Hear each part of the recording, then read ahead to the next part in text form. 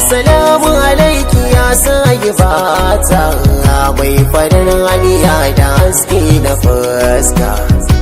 Dalili ne ya kawo ni gare ki dan kina da abin da zuciya ta dauka.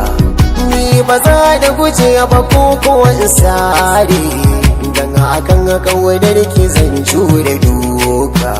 Ni a gona yanzu kin zarce yar kowa, idan na samu ki ai na kwashe haraka. Na datsa harshe na wajen furta kalmar da za ta sani da ke kullu alaka.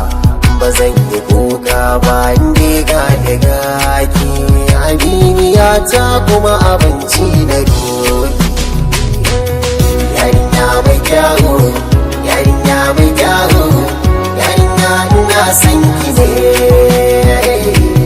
Yarinya mai kyawu, yarinya mai kyawu, yarinya ina san ki ne.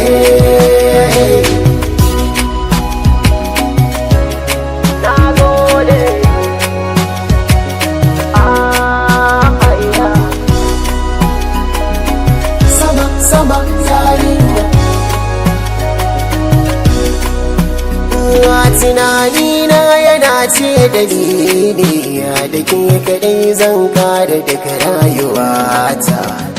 Hakan din yayi mun in na samu, na sani ba zan yi kokan da shi ba.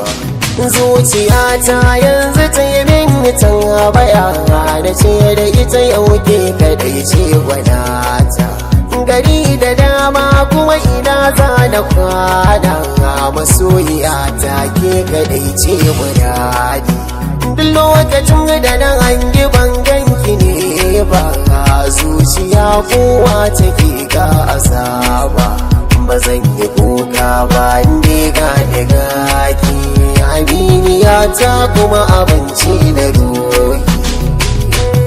Yarinya mai kyawu, yarinya mai kyawu, yarinya ina san ki ne. Yarinya mai kyawu, yarinya mai kyawu, yarinya ina san ki ne. Nagode.